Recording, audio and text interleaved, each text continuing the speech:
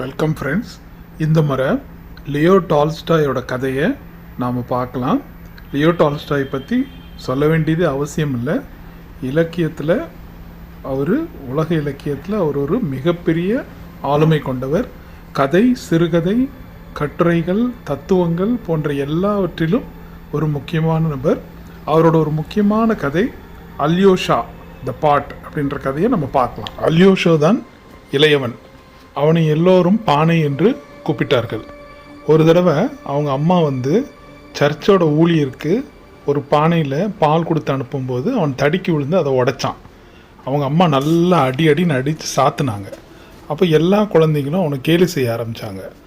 அப்பத்துலேருந்து அவனோட பேர் பானை தான். அவன் ஒல்லியாக குட்டியாக இருந்தான். அவனோட காதுகள் பெரிய ஒரு ரெக்கை போல் இருந்தன. அப்போ எல்லா குழந்தைங்களும் என்ன சொல்கிறாங்கன்னா, அவனுக்கு ஒரு பெரிய மூக்கு வேறு. அப்போ குழந்தைங்களாம் எப்படி கேள்வி பண்ணுறாங்கன்னா, அல்யோஷா உன்னோட மூக்கு ஒரு பெரிய மலை மேலே இருக்கிற நாய் போல் இருக்குது அப்படின்னு சொல்கிறாங்க. அல்யோஷா அந்த கிராமத்தில் இருக்கிற பள்ளிக்கூடத்துக்கு போகிறான். ஆனால் அவனுக்கு படிப்பு வரல. அதை தவிர படிப்பில் என்ன தான் படிக்கிறதுக்கு இருக்குது அப்படின்னு நினைக்கிறான். அவனோட மூத்த சகோதரன் ஒரு வியாபாரியிடம் வேலை பார்த்துக்கிட்டு இருந்தான். அதனால் அல்யோஷா அவனோட அப்பாவுக்கு சின்ன வயசுலேருந்தே உதவிகள் வீட்டில் பண்ணிகிட்டு இருந்தான். அந்த கிராமத்தில் அவங்க அப்பா ஒரு விவசாயி. அவன் ஒரு 6 வயதுலேருந்தே எல்லா அந்த மாடு மேய்க்கிற பெண்கள் இருக்காங்க இல்லையா, அவங்களோட சேர்ந்து மாடுகளையும் போய் மேய்க்க போவான். அதை தவிர ராவும் பகலுமா குதிரைகளை கவனிச்சுப்பான். 12 வயதுக்கெல்லாம் அவன் உழுவ ஆரம்பிச்சிட்டான். அப்புறம் வண்டி ஓட்டுவான். இந்த திறமையெல்லாம் இருந்தது. இருந்தாலும் அவன்கிட்ட ஸ்ட்ரென்த்து, ஏன்னா அவன் ஒல்லியாக குட்டியாக இருக்கான் இல்லையா, ஸோ அவனோட பலம் கம்மியாக இருந்தது. ஆனால் எப்பொழுதுமே அவன் சிரித்த வண்ணம் புன்முறுவலோடு இருக்கிறான். அவன் மற்ற குழந்தைகள் கேலி செஞ்சாலும் சரி, ஒன்று அவன் சிரிப்பான், இல்லாட்டி அமைதியாகிடுவான். அவங்க அப்பா திட்டும் போது கூட அவன் அமைதியாக நின்று கேட்பான். நல்லா கேட்பான், அவர் சொல்கிறது எல்லாம் கேட்பான். ஆனால் திட்டெல்லாம் முடிஞ்ச உடனே திருப்பியும் ஒரு சிரிப்பு தான், வேலைக்கு திருப்பி போயிடுவான். அல்யோஷாவுக்கு 19 வயசாக இருக்கும்போது அவனுடைய மூத்த சகோதரனை சிப்பாயாக எடுத்துகிட்டு போயிட்டாங்க. அப்போ அவனோட தந்தை இருக்கார் இல்லையா, அப்பா, அவன் அதே வியாபாரி இடத்துல ஒரு எடுபடி ஆளாக சேர்த்து விட்டார். அவனுக்கு அந்த அவனோட மூத்த சகோதரனோட பழைய பூட்ஸும் அவங்க அப்பாவோட ஒரு கோட்டும் ஒரு தொப்பியும் கொடுத்து அந்த டவுனுக்கு கூட்டிகிட்டு போய் விட்டுட்டாங்க.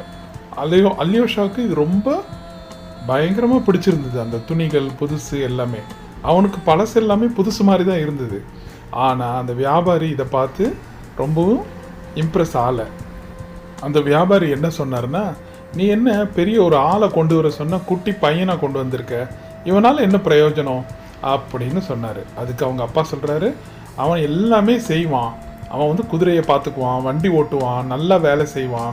அவன் பார்க்கறதுக்கு தான் ஒல்லி, ஆனால் ரொம்ப கடின உழைப்பாளி.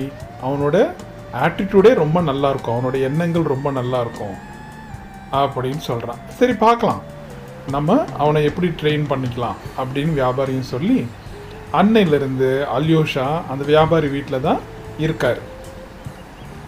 அந்த ஃபேமிலி, அந்த குடும்பம் இருக்கு இல்லையா, வியாபாரியோட குடும்பம் ரொம்ப பெரிது கிடையாது.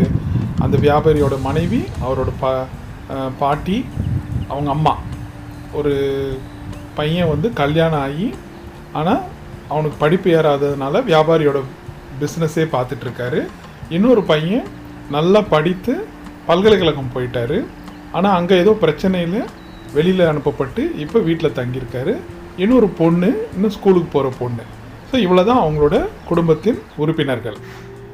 ஆரம்பத்தில் அவங்களுக்கு அல்யோஷா பிடிக்கவே இல்லை. ஏன்னா அவன் கிராமத்து ஆள் இல்லையா, ஸோ பட்டிக்காட்டா மாட்டி இருந்திருக்கான். அவன் ட்ரெஸ்ஸு பிடிக்கல, அவனோட நடை உடை பாவனைகள் பிடிக்கல, அவனோட பழக்க வழக்கம் பிடிக்கல. ஆனால் கொஞ்சம் கொஞ்சமாக அவங்களுக்கு எல்லாருக்குமே அல்யோஷாவை பிடிக்க ஆரம்பிச்சிருச்சு. ஏன்னா அந்த மூத்த சகோதரனை விட அல்யோஷா ரொம்ப நல்லா வேலை செஞ்சான். எல்லா வேலைக்கும் அவன் மறுப்பே சொல்கிறது கிடையாது. எல்லா விதமான எடுபடி வேலைக்கும் அவனை அனுப்பிச்சாங்க. எல்லாத்தையும் அவன் உடனே முடிச்சிடுறான், வேகமாகவும் முடிச்சிடுறான். ஒரு வேலை முடித்தவொடனே ரெஸ்ட் எடுக்கிறதே கிடையாது. எல்லா வேலையும் அவன் தலையில் கட்ட ஆரம்பித்தாங்க. நிறைய அவன் செய்ய இன்னும் நிறைய வேலையை அவங்களுக்கு கொடுக்குறாங்க. அப்போ அந்த வியாபாரியோட மனைவி, அந்த பாட்டி, அந்த பையன், அந்த பொண்ணு, அங்கே இருக்க கிளர்க்கு, ஏன் அங்கே இருக்கிற சமையல்காரம்மா கூட எல்லாரும் அவனை ஏவிக்கிட்டே இருக்காங்க, இங்கே போ அங்கே போ அப்படின்னு சொல்லி. அல்யோஷா இதை செய், அல்யோஷா எங்கே இருக்க, என்ன அதுக்குள்ளே மறந்துட்டியா, எங்கே போன அல்யோஷான்னு அந்த வீட்டுக்குள்ளே சத்தம் கேட்டுக்கிட்டே இருக்கு. அல்யோஷாவும் இங்கே ஓடுனா அங்கே ஓடுனா எதையும் மறக்கலை, எல்லா வேலையும் சிரித்த முகத்தோடு அவன் பண்ணிக்கிட்டே இருந்தான். அந்த சிரிப்பு முகம் மட்டும் அவனுக்கு மாறவே இல்லை. அந்த அவங்களோட மூத்த சகோதரனோட பூட்ஸு கொஞ்ச நாளில் தேய ஆரம்பிச்சிருச்சு. அந்த தேஞ்ச பூட்ஸை அந்த வியாபாரி பார்த்துட்டு அவனை திட்டினார். ஏன்னா அந்த ஷூ வழியாக அவனோட விரல் வெளியே தெரிய ஆரம்பிச்சது. அப்போது அவர் ஒரு புதுசாக இருக்கிற பூட்ஸை அவர் ஆர்டர் கொடுத்து அந்த சந்தையிலேருந்து வாங்கிட்டு வந்து அவனுக்கு கொடுக்குறாரு. அதை பார்த்து அவனுக்கு ரொம்பவே சந்தோஷமாயிடுது. ஆனால் சாயங்காலம் ஆனால் அவனோட கால்கள் வலிக்கும் போது அந்த கால்கள் மேலே தான் அவனுக்கு கோபம் வருது. அப்போ இதோட அர்த்தம் அந்த பூட்ஸு அவனுக்கு சரியாக சேரலை, ஃபிட் ஆகலை அப்படின்றது தான். ஆனால் அவனுக்கு இன்னொரு விதமான கவலை இருந்தது. இந்த பூட்ஸுக்கான காசை சம்பளத்துலேருந்து அந்த வியாபாரி முதலாளி இருக்கார் இல்லையா, அவர் கட் பண்ணிக்குவார் அப்படின்னு நினைக்கும் போது அவங்க அப்பா ரொம்பவே கோவப்படுவாருன்னு நினச்சி ரொம்ப வருத்தப்பட்டுட்டு இருக்கான். குளிர்காலத்தில் அல்யோஷாவுக்கு இன்னும் ஜாஸ்தி வேலை. காலையிலே எழுந்துப்பான், அவன் விறகை வெட்டுவான், அப்புறம் அந்த பின்புறத்தை கூட்டுவான், குதிரைகளுக்கும் மாடுகளுக்கும் உணவு வைப்பான், அப்புறம் அந்த அடுப்பெல்லாம் பற்ற வச்சு எல்லாரோட பூட்ஸ் எல்லாம் க்ளீன் பண்ணுவான், அப்புறம் டீக்கு பாய்லர் இருக்கும் இல்லையா, அங்கே அதை சமோவார்னு சொல்லுவாங்க, அதை பாலிஷ் பண்ணி க்ளீன் பண்ணுவான். இல்லாட்டி இந்த கிளர்க்கு அவனை ஏதாவது பொருட்கள் வாங்குறதுக்கு அனுப்புவாங்க. இல்லாட்டி அந்த சமையற்காரமாக நீ இந்த ப்ரெட்டுக்கான மாவை நல்லா பிசைஞ்சு வை அப்படின்னு சொல்லுவாங்க. அப்புறம் பாத்திரங்களை கழுவ சொல்லுவாங்க. அதை தவிர அவன் டவுனுக்கு போய் பலவிதமான பொருள்களை வாங்கிட்டு வரணும், கொண்டு வரணும். அப்புறம் ஸ்கூல்லேருந்து அந்த பள்ளிக்கூடத்துலேருந்து அந்த டாக்டர் இருக்காங்களே அவங்க சின்ன பொண்ணு அதை கூட்டிகிட்டு வரணும். அப்புறம் அந்த பாட்டி இருக்காங்களே அவங்களுக்கு மருத்துவ குணம் பொருந்திய எண்ணெயை வாங்கிட்டு வரணும். இந்த மாதிரி நிறைய வேலைகள் இருந்தால் கூட அப்பப்போ அவங்க என்ன கற்றுனாங்கன்னா, அடக்கடவுளே எங்கே தான் போய் தொலைஞ்ச, இவ்வளோ நேரமா அப்படின்னு அவனை கத்திக்கிட்டே தான் இருந்தாங்க. அந்த வீட்டில் தொடர்ந்து கேட்கக்கூடிய ஒரு குரல் என்ன, அல்யோஷா அல்யோஷா நீ எங்கே இருக்கிற அப்படின்றது தான். அல்யோஷாவும் இங்கே ஓடுனா அங்கே ஓடுனா எல்லாரோட தேவைகளுக்கும் ஓடிக்கிட்டே இருந்தான். ஆனால் எப்போவுமே ஒரு புன்சிரிப்பு தான். அவன் இந்த வேலைகளுக்கு நடுவில் தான் சின்னதாக சாப்பிட முடியும். ஸோ தொடர்ந்து நிம்மதியாக உட்காந்து அவனால் சாப்பிட முடியல. அவன் ராத்திரி சாப்பிட்றது கூட ரொம்ப லேட்டாக இருந்தது. இருந்தால் கூட அந்த சமையல்காரம்மா அவனுக்காக சூடாக ஏதாவது எடுத்து வச்சுருந்தாங்க. இப்படி உணவு இல்லாட்டி கூட புதுசாக ஏதாவது செஞ்சு கொடுத்தாங்க. விடுமுறை நாட்கள் எல்லோருக்கும் விடுமுறை விடுறாங்க இல்லையா, அந்த டைமில் வேலை இன்னும் அதிகமாக இருக்கும். இருந்தாலும் அல்யோஷாவுக்கு இந்த விடுமுறைகள்னால் பிடிக்கும். ஏன்னா வேலை செஞ்சால் அப்பப்போ அவனுக்கு சிறு சிறு பரிசு டிப்ஸ் மாதிரி பணம் கிடைக்கும். அந்த மாதிரி பணம் சேர்த்து கிட்டத்தட்ட 60 சிறு நாணயங்கள் அவன் சேர்த்துட்டான். இது ஏன் இவ்வளோ முக்கியம்னா, அல்யோஷாவுக்கு அவனோட சம்பளத்தை அவன் பார்த்ததே கிடையாது. ஒவ்வொரு மாதமும் அவங்க தந்தை அப்பா இந்த வியாபாரியை பார்த்து வாங்கிட்டு போயிடுவார். மேலும் அந்த பூட்ஸ் அவன் தேய்ச்சிட்டான் இல்லையா, பழசாக்கிட்டான் இல்லையா, ஸோ அதுக்கு திட்டமும் செஞ்சார். அவன் கிட்டத்தட்ட 2 பெரிய நாணயங்கள் சேர்த்ததுக்கப்புறம் அவனோட சமையல்காரமாக இருக்காங்க இல்லையா நண்பர், அவங்க சொன்னாங்க நீ போய் ஒரு சிவப்பு கலர் ஜாக்கெட் வாங்கிக்கோன்னு சொல்லி. அது வாங்கினதுக்கப்புறம் அவனுக்கு அவ்வளோ மகிழ்ச்சி, அவன் வாயை மூடவே இல்லை, அவ்வளோ பிடிச்சிருந்தது அந்த ஜாக்கெட்டு. பொதுவாகவே அல்யோஷா ரொம்ப பேசுகிற டைப் கிடையாது, அவன் அமைதியாக தான் இருப்பான். அப்படியே பேசினா கூட முகத்தை வேறு பக்கம் திருப்பிக்கிட்டு படப்படப்படன்னு பேசிட்டு நிறுத்திடுவான். ஏதாவது செய்ய சொன்னால் உடனே ஆமான்னு சொல்லிட்டு உடனே அந்த வேலையை செய்ய தொடங்கிடுவான். அவனுக்கு சாமி கும்பிடுறதுக்கான பிரார்த்தனைகள் எதுவும் தெரியாது. இருந்தால் கூட அவன் ஆல்மோஸ்ட் தினம் சாமியை கும்பிட தான் செஞ்சான். கையை சேர்த்து கும்பிட்டு சாமியை கும்பிட்டா அப்புறம் சிலுவை மாதிரி ஒரு குறியை அவன் செஞ்சான். இதே மாதிரி 1.5 வருஷம் 2 வருஷம் ஓடிருச்சு. எல்லாருக்கும் அவனை ரொம்ப பிடிக்க ஆரம்பிச்சிருச்சு. இந்த டைம் தான், இந்த நேரத்தில் அவன் ஒரு புதிய விஷயத்தை கண்டுபிடிச்சான். மனிதர்களுக்கிடையே தேவையை பார்த்து ஒரு பந்தம், உறவு மட்டும் இல்லை, அதை மீறி அதை தாண்டி வேற ஒரு உணர்வு கூட வர்றதுக்கு வாய்ப்பு இருக்கு அப்படின்ற ஆச்சரியமான விஷயத்த கண்டுபிடிச்சான். இது அவனுக்கு ரொம்பவே ஆச்சரியமாகவும் புதுமையாகவும் இருந்தது. அவனை பார்த்து வருத்தப்படக்கூடிய ஒரு சில நபர்கள் அவங்க அம்மாவும் ஒருத்தவங்க தான். ஆனால் அது வந்து அவனுக்கு ரொம்ப இயற்கையாகவும் நார்மலாகவும் இருந்தது. அம்மாவும் அவனும் ஒரே உயிர் மாதிரி தோணுனதுனால அது அவனுக்கு ரொம்ப வித்தியாசமாக தெரியல. அதை தவிர அவன் மேலே பரிதாபப்படுற ஒரே ஒரு ஆள் அந்த சமையல்கார அம்மா தான். இந்த புது உணர்ச்சி இருக்கு இல்லையா, இந்த புதுசாக அவனுக்கு தோணுனது இருக்கு இல்லையா, இது வந்து அந்த பூட்டுகளை க்ளீன் பண்ணுறதோ, அந்த குதிரைங்களை பார்த்துக்கிறதோ, போய் எடுபடி வேலை பார்க்குறதோ, இந்த மாதிரி இல்லாமல் இன்னொரு மனிதர் வந்து நம்ம மேலே பரிதாபப்பட்டு அன்பு செலுத்துறது அப்படின்ற ஒரு உணர்ச்சியாக அவன் தன்மேல் அன்பு செலுத்துறதுக்கு, தன்மேல் பரிவு பிரசாரம் பண்ணுறதுக்கு இன்னொரு ஆள் தேவைப்படுதுன்ற ஃபீலிங் வந்து, அந்த உணர்வு வந்து அலியோஷாவுக்கு ரொம்ப புதுசாக இருந்தது. அவன் அந்த மாதிரி ஒரு ஆண் மகனாக இப்போ உணர ஆரம்பிச்சிருக்கான். இதுக்கு காரணம் அந்த சமையல்காரன் தான், உஸ்தினியா. அவங்க வந்து கொஞ்சம் யங்காக இருந்தாங்க, இளமையாக இருந்தாங்க. அவங்களுக்கு வந்து பேரண்ட்ஸ் கிடையாது, அவங்க ஒரு அனாதை குழந்தை. அவங்க வந்து அலியோஷா மாதிரியே ரொம்ப கடுமையாக வேலை செய்யக்கூடியவங்க. அலியோஷா அவங்க அம்மா மாதிரியே இவன் மேலே பரிவும் ரொம்ப கவலையும் படக்கூடிய ஒரு ஆளாக இருந்தாங்க. அதனால அலியோஷாவுக்கு இந்த மாதிரி உணர்வுகள்லாம் தூண்டுதலாக இருந்தது. அலியோஷா சாப்பிடும் போது கூட இந்த உஸ்தினியா அவன் பக்கத்தில் உட்காந்து அவன் சாப்பிட்றத பார்த்துக்கிட்டே உட்காந்துருப்பாங்க. அந்த மாதிரி அவங்க பார்க்கும்போது அவன் கொஞ்சம் சிரிப்பான், ஆனால் கொஞ்சம் திரும்பிக்குவான். இந்த புது விஷயம் அவனுக்கு ரொம்ப பயமாக தான் இருந்தது. இருந்தால் கூட அவனுக்கு அது ரொம்ப பிடிச்சிருந்தது. அவன் வந்து அந்த உஸ்தினியா வந்து சின்ன சின்ன உதவிகள் பண்ணுறாங்க இல்லையா, இவரோட பேண்ட்ஸை வந்து தச்சு கொடுத்தாங்க இல்லையா, ஸோ அதை பார்த்து புன்சிரிப்போடு யோசிச்சுட்டு இருந்தான்.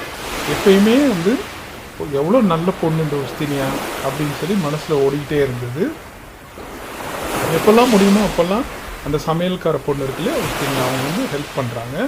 அவங்க வாழ்க்கையை பற்றி அவங்க ஃபுல்லாக சொல்லிகிட்டே வந்தாங்க. எப்படி அவங்க அனாதையானாங்க, அவங்க பெற்றோர்கள் எப்படி இறந்தாங்க, அப்போது அவங்களோட அத்தை வந்து இந்த வேலை பார்க்குறதுக்கு எப்படி கண்டுபிடிச்சாங்க, எப்படி வந்து இந்த வியாபாரியோட பையன் இருக்கான் இல்லையா, அவன் வந்து சில டைம் அவங்களுக்கு தொந்தரவு கொடுக்குறாங்க. இந்த மாதிரி அவங்க பேசிகிட்டே இருந்தாங்க. இதெல்லாம் அலியோஷா கேட்டுகிட்டே இருந்தாங்க. அவங்களுக்கு இந்த மாதிரி பேசுகிறதுக்கு ஆள் துணை இல்லை இல்லையா, ஸோ இந்த மாதிரி பேசுகிறது அலியோஷாவுக்கு பிடிச்சிருந்தது. அவங்களுக்கும் அலியோஷா கிட்ட மனம் திறந்து பேசுகிறதுக்கு ஒரு கம்பெனி, ஒரு துணை கிடச்சிது. ஒரு முறை என்ன ஆச்சுன்னா, என்ன அலியோஷா உங்கள் வீட்டில் உனக்கு கல்யாணம் பண்ணி வைக்கலையா அப்படின்னு கேட்கும்போது அவன் என்ன சொன்னான், எனக்கு கிராமத்தில் இருக்கவங்களே யாரையுமே பிடிக்கல அப்படின்னு சொல்லும் போது, அப்போ அவங்க கேட்டாங்க, உஸ்தினியா கேட்டாங்க, என்ன இங்கே இருக்கவங்க யார் மேலேயாவது கண்ணு வச்சுருக்கியா அப்படின்னு கேட்டாங்க. அப்போ அவன் பதில் சொன்னான், ஆமாம் அவங்கள கூட பண்ணிக்கவா அப்படின்னு சொன்னோடனே அவங்களுக்கு பொய்க்கோபம் வந்துருச்சு. என்ன அலியோஷா வாய் ரொம்ப நீளுது, நாக்கு ரொம்ப நீளுது அப்படின்னு சொல்லி அவன் முதுகில் அவங்க தோலில் போட்டிருந்த ஒரு துண்டால் லேசாக அடித்து துரத்தி விட்டாங்க. அப்போ ஒரு ஸ்ட்ரோவிடைட் அப்படின்ற ஒரு மாதத்தில் அலியோஷா அவங்க அப்பா வந்து வியாபாரிகிட்ட சம்பளம் வாங்குறதுக்காக வந்தார். இந்த வியாபாரியோட மனைவி இருக்காங்க இல்லையா, அவங்க வந்து இந்த அலியோஷா வந்து உஸ்தினியாவை கல்யாணம் பண்ணுறதுக்கு ஆசைப்படுறாங்க அப்படின்ற விஷயம் எட்டிடுச்சு. அவங்களுக்கு அது பிடிக்கல. ஏன் பிடிக்கலன்னா, உஸ்தினியாவுக்கு குழந்தை பிறகு தான் நம்ம என்ன பண்ணுறது, அதை வச்சுட்டு நம்ம என்ன பண்ணுறது அப்படின்னு நினச்சி அந்த வியாபாரிக்கிட்ட அதை சொல்லிட்டாங்க. அவர் உடனே அவங்க அப்பா சம்பளம் வாங்க வந்தார் இல்லையா, அப்போ வந்து எப்படி இருக்கான் என் பையன் அப்படின்னு அவங்க அப்பா கேட்கும்போது, எல்லாம் ஓகே, ஆனால் அவனுக்கு என்ன இந்த புதுசாக ஒரு முட்டாள்தனமான எண்ணம் இருக்குது, இந்த சர்வன்ட்ஸு இந்த வேலையாட்களில் என்ன ஹோட்டலில் ஒருத்தரை அவன் கல்யாணம் பண்ண ட்ரை பண்ணுறான், அந்த மாதிரி நினச்சிட்ருக்கான் அந்த சமையல்காரம்மாவை. எனக்கு வந்து கல்யாணமான வேலைக்காரங்களை பிடிக்காது, என்னோடய வீட்டில் நான் அதை அலோவ் பண்ண மாட்டேன் அப்படின்னு சொல்லி விஷயத்தை உடச்சிட்டார். அப்போது அந்த அப்பா இருக்கார் இல்லையா, அந்த வயதான தந்தை இருக்கார்ல, அவர் என்ன சொல்கிறாரு, என்ன ஒரு முட்டாள்தனம், அவன் இப்படியா நினச்சிட்ருக்கான், நீங்கள் வந்து கவலைப்படாதீங்க, நான் வந்து இந்த விஷயத்த சரி கட்டுறேன், அவன் எண்ணத்தில் தப்பு இருக்குது அப்படின்ற மாதிரி சொல்லிவிட்டு அந்த சமையல் அறைக்குள்ளே போய் அந்த டேபிளில் அந்த நாற்காலியில் உட்காந்துருக்காரு. அப்போ அல்யோஷா எங்கேயோ வேலை பார்த்துட்டு மூச்சு வாங்க உள்ளே ஓடி வர்றான். அப்போ அவன் கேட்குறாரு, என்ன உன் மண்டைக்கு எதுவும் கோளாறு வந்துருச்சா, நான் எவ்வளோ சொல்லி உனக்கு புத்தி வரலையா அப்படின்னு சொல்லி கேட்குறாரு. அப்போ என்ன ஒன்றும் இல்லையே அப்படின்னு அல்யோஷா பதில் சொல்கிறான். என்ன ஒன்றும் இல்லை, அவங்க தான் சொல்கிறாங்களே நீ தான் இப்போ கல்யாணத்துக்கெல்லாம் ரெடி ஆகிட்ட, நான் உனக்கு கல்யாணம் பண்ணி வைப்பேன், எனக்கு தோணும் போது பண்ணி வைப்பேன், நான் உனக்கு ஒரு நல்ல மனைவி தேடி கொடுப்பேன், இந்த மாதிரி டவுனில் இருக்கிற மாதிரி இருக்கிற பொண்ணுங்க உனக்கு செட் ஆகாது, உனக்கு சரிப்பட்டு வராது அப்படின்னு பேசி பேசி பேசி அவரோட ஐடியாஸு அவரோட எண்ணங்களை எல்லாத்தையும் அல்யூஷாவுக்கு சொல்கிறாரு. கடைசியாக அல்யூஷா ஓகே அப்பா மன்னிச்சிருங்க, நான் இந்த விஷயத்தை அப்படியே விட்டுடுறேன் அப்படின்னு ஒத்துக்கிறான். அப்போ ஒரு பெரிய பெருமூச்சு விடுறான். அப்போ அவங்க தந்தை சொல்கிறாரு, இதுதான் புத்திசாலித்தனம், நான் சொல்கிறத ஏற்றுக்கிட்ட பார்த்தியா, இதுதான் புத்திசாலித்தனம் அப்படின்னு சொல்லிட்டு போயிடுறாரு. அப்போ இந்த எல்லா விஷயத்தையும் அல்யூஷா உஸ்தினியா கிட்ட அவங்க அப்பா சொன்னது எல்லாத்தையும் சொல்கிறான். அவளும் அந்த சமையல்காரம்மாவும் அந்த டோருக்கு பின்னாடி இருந்து கேட்டுக்கிட்டு தான் இருந்தாங்க. உஸ்தினியா இது நமக்கு சரிப்பட்டு வராது, என்னோட தந்தையும் இதுக்கு ஒத்துக்க மாட்டேங்கிறாரு, நீ எல்லாம் தான் கேட்டியே, அவர் எவ்வளோ கோவப்படுறாரு அப்படின்னு சொல்கிறாங்க. அப்போ உஸ்தினியா தன்னோட ட்ரெஸ்ஸில் அவ்வளோ நேரம் அழுகுறான். என்ன பண்ணுறது, பெரியவங்க சொல்கிறது நம்ம கேட்டு தானே ஆகணும் அப்படின்னு சொல்கிறான். அடுத்த நாள் அந்த வியாபாரியோட மனைவி இருக்காங்க இல்லையா முதலாளி அம்மா, அவங்க என்னப்பா என்ன நினச்சிட்ருக்க அப்படின்னு சொல்லும் போது, என்ன பண்ணலாம், நாங்கள் சொல்கிற மாதிரியே கேட்டுக்கிறோம், அந்த விஷயத்தை விட்டுறேன் அப்படின்னு சொல்கிறாங்க. அப்போ நீ உன் தந்தை சொல்கிறத ஒத்துக்கிறதானே அப்படின்னு அவங்க கேட்குறாங்க. ஆமாம் அப்படின்னு சொல்லிட்டு அவன் பயங்கரமாக அழுகுறான், கேள்வி அழுகுறான். அன்னையிலேருந்து இன்னும் அதிவேகமாக அவனோட வேலைகளை செய்ய ஆரம்பித்தான். இப்போல்லாம் அவன் போய் ஃப்ரீ டைமில் அந்த டைம் கிடைக்கும் இல்லையா, நேரம் கிடைக்கும் போது சமையல் அறைக்கு போய் அந்த உஸ்தினியா சமையல்காரமாக இருக்காங்களா அந்த பொண்ணு, அவங்களோட பேசுகிறது கிடையாது. ஆனால் ஒரு நாள் ஒரு விஷயம் நடந்தது. அந்த ஃபங்க்ஷன் வரும் இல்லையா, லென்ட் அப்படின்ற ஒரு கிறிஸ்துவ விழா வரும். அன்னைக்கு கூரை மேலே இருக்கிற பனி ஸ்னோ அதை கிளியர் பண்ணுற மாதிரி அவங்க அந்த கிளர்க்கு கேட்டுக்கிட்டாங்க. அப்போ வேகமாக அவன் மேலே ஏறி போய் அது எல்லாத்தையும் தள்ளிக்கிட்டே இருக்கான். அப்போது திடீர்னு பார்த்தா அவன் தள்ளும் போது அவன் கால் தவறி அங்கேருந்து கீழே விழுறான். ஆனால் கீழே விழுந்தது பனி மேலே, ஸ்னோ மேலே இல்லை. அவன் ஒரு இரும்பு அங்கே கிடந்திருக்கு, அதில் மேலே விழுந்தான். உஸ்தினியா ஓடி பார்க்குறாங்க. அந்த வியாபாரியோடைய மகளும் ஓடி பார்க்குறாங்க. அல்யூஷா என்னாச்சு, உங்களுக்கு அடிபட்டுதா அப்படின்னு கேட்குறாங்க. இல்லை இது ஒன்றுமே இல்லை அப்படின்னு சொல்லி சிரிக்கிறான் திருப்பியும். ஆனாலும் அவனால் எழுந்து வர முடியல. எல்லாரும் அவனை தூக்கிட்டு அவன் தங்குறான் இல்லையா அந்த ரூமுக்கு எடுத்துகிட்டு போகிறாங்க. அப்புறமா டாக்டர் அவரை செக் பண்ணுறாங்க. எங்கே தான்ப்பா அவனுக்கு வலிக்குது, என்ன பிரச்சனை அப்படின்னு கேட்கும் போது, எனக்கு ஃபுல்லாக உடம்பு எல்லாமே வலிக்குது, ரொம்ப டயர்டாக இருக்குது, இருந்தாலும் பரவாயில்ல, என்னென்னா முதலாளி கோச்சுப்பாரே, எங்கள் முதலாளி கோச்சுப்பாருன்னு தான் கவலையாக இருக்குது, யாராவது எங்கள் அப்பாட்ட சொல்லுங்களேன் அப்படின்னு சொல்லி சொல்கிறான். அது மாதிரி 2 நாள் பெட்லேயே படுத்து கிடக்கான். 3ஆவது நாள் ரொம்ப மோசமாயிடுது. அப்போது அவங்க அந்த பாதிரியார் இருக்கார் இல்லையா, சர்ச்சோட ஃபாதர், அவங்கள கூப்பிட்டு விடுறாங்க. அவர் அவருக்காக ப்ரே பண்ணுறாங்க. அப்போது உஸ்தினியா கேட்குறாங்க, உண்மையிலே நீ இறக்க போறியா அப்படின்னு சொல்லி கேட்கும் போது அல்யூஷா பேசுகிறான். ஆமாம் அப்படி தான் தோணுது, நம்ம எல்லாரும் தொடர்ந்து வாழ்ந்துக்கிட்டே இருக்க முடியுமா என்ன, நமக்கு நேரம்னு ஒன்று வரும், அந்த டைமில் நம்ம போய் தான் ஆகணும். உஸ்தினியா உனக்கு ரொம்ப ரொம்ப நன்றி, நீ என்கிட்ட ரொம்ப அன்பாகவும் நல்ல விதமாகவும் நடந்துக்கிட்ட, எவ்வளோ நல்ல விஷயம் தானே, நம்ம 2 பேரும் கல்யாணம் பண்ணாதது, இந்த மாதிரி நடந்திருந்தால் நம்ம என்ன பண்ணியிருக்க முடியும் அப்படின்னு அந்த நேரத்தில் கூட அவன் புன்சிரிப்போடு இருந்தான்.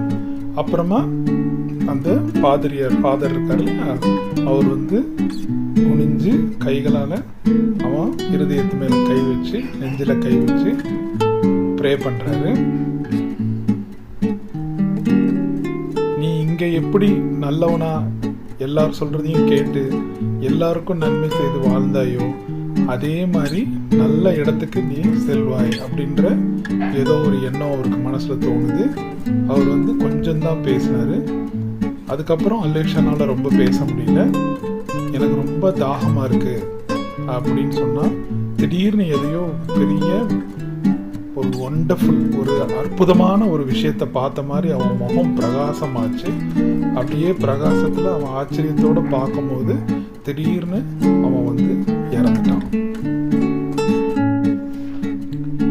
ஒரு எளிமையான மனிதரை பற்றி ஒரு எளிமையான கதை இது. எனக்கு என்ன தோணுதுன்னா, இந்த